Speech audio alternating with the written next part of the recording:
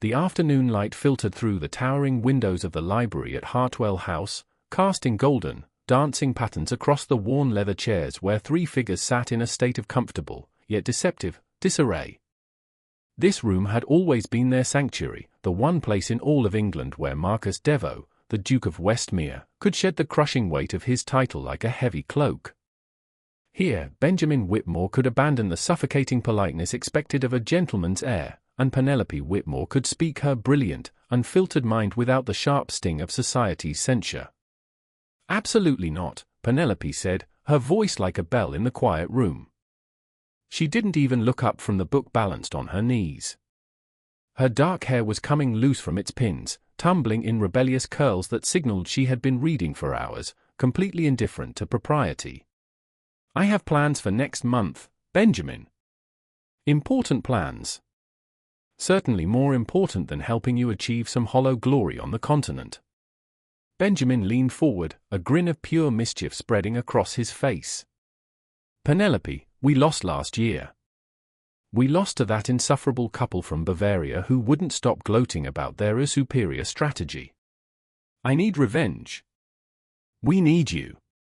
You're the only one who can see through their bluffs." Marcus watched this exchange with a carefully maintained neutrality, though his jaw had tightened the moment Benjamin proposed bringing Penelope to the continent. For 3 years, their annual trip to the gambling dens and ballrooms of Marseille and Monte Carlo had been sacred. It was 3 weeks of being Marcus Ashton instead of the Duke of Westmir, 3 weeks of freedom. But bringing Penelope changed the math. For years, Penelope had teased Marcus with a familiarity that would have scandalized the ton. She mocked his Duke voice, she challenged his theories on international trade, and she treated his formidable reputation as if it were a minor inconvenience. Marcus had grown used to it, or so he told himself. He told himself that she was merely his best friend's sister, a sharp-tongued, brilliant nuisance who happened to have eyes like the deep Mediterranean. But as the light caught the defiance in her gaze, Marcus realized his neutrality was a lie. He didn't want her to stay behind. He wanted her there, in the fire, where he could finally see if the sparks between them would burn or consume them both. "It's too dangerous," Marcus said, his voice dropping into that low, authoritative register that Penelope usually mocked. "The circles we move in during these trips, they aren't for well-bred young ladies. There are men there who wouldn't care who your brother is." Penelope finally closed her book with a decisive snap. She stood and walked toward him, her movements graceful yet predatory. She stopped inches from his chair, leaning down until they were eye level. "Are you protecting my virtue, Marcus? Or are you afraid that I'll win more at the tables than the great Duke of Westmir?" The air in the library seemed to thicken. Marcus could smell the faint scent of jasmine and old paper clinging to her.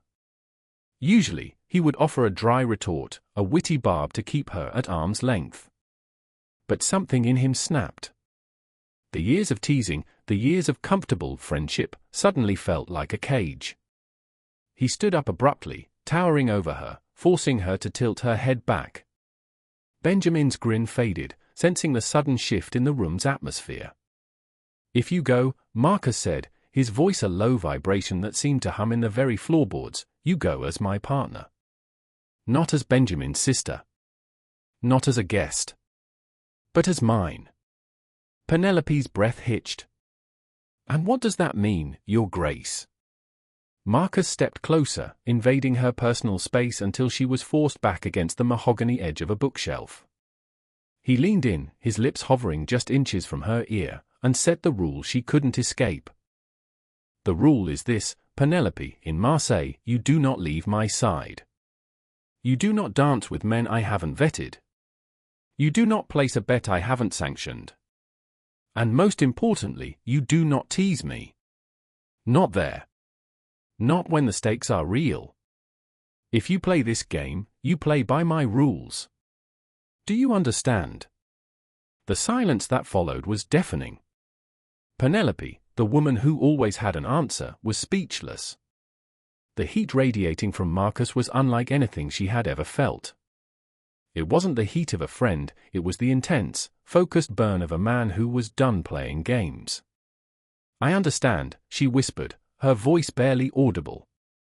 The trip to Marseille was a descent into a world Penelope had only read about in the forbidden novels she kept hidden under her mattress. It was a world of salt air, midnight galas, and high-stakes rooms where fortunes were lost on the turn of a single card. Marcus was a different man here. He moved through the crowds with a lethal grace, his eyes constantly scanning the room, always aware of where she was. True to his rule, he never left her side. His hand was a constant presence, resting on the small of her back, guiding her through the throngs of European elite, or lingering on her arm as they moved toward the baccarat tables. Every touch was electric. Every glance was a challenge.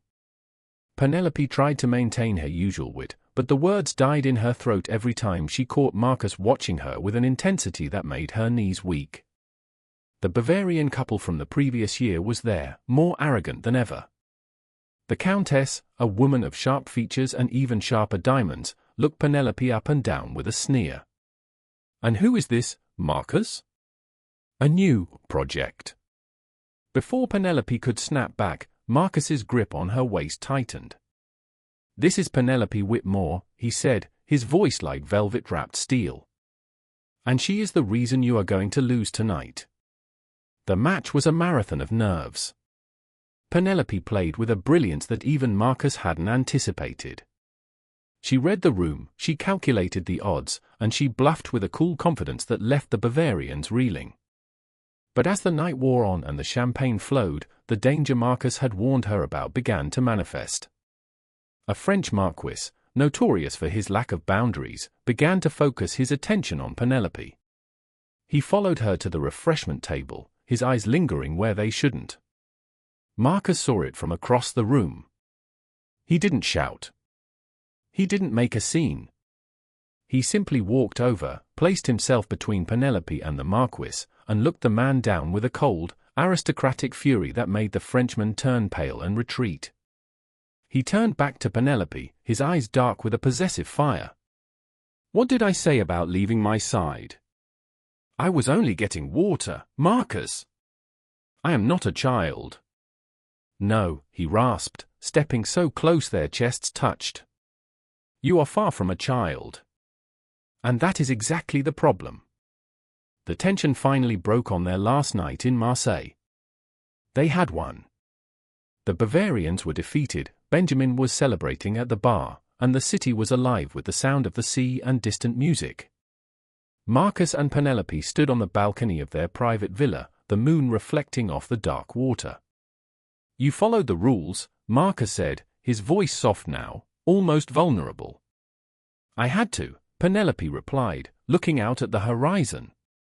You didn't give me much choice. Did you hate it? Penelope turned to him. The teasing was gone. The masks were down. I hated that it took a trip to another country for you to look at me like this. I hated that I had to be your partner for you to stop treating me like Benjamin's annoying sister. Marcus reached out, his fingers tracing the line of her jaw. I've never seen you as just his sister, Penelope. I was just too terrified of what would happen if I let myself see the rest. I set that rule because I knew that once I started protecting you, I wouldn't be able to stop. I knew that once I claimed you, even for a game, I'd never be able to let you go. He leaned in, but this time he didn't whisper a rule. He kissed her with a fearless honesty that shattered the last of their defenses. It was a kiss of fire and peace, of years of unspoken longing and a future they finally dared to claim. Back in England, the ton was shocked to hear of the engagement. They couldn't understand how that Stone Duke had been tamed by the rebellious Miss Whitmore. But Benjamin just laughed. He knew that in the library at Hartwell House, the game had never really been about chess or cards. It had been about two people who were finally brave enough to be equals. Marcus never set another rule for Penelope, save for one, that they would face every challenge, every ballroom, and every ledger, together. And Penelope? She still teased him, but now she did it as his Duchess, her eyes flashing with the knowledge that the greatest win of her life hadn't happened at a table in Marseille, but in the heart of the man who had finally learned how to hold her.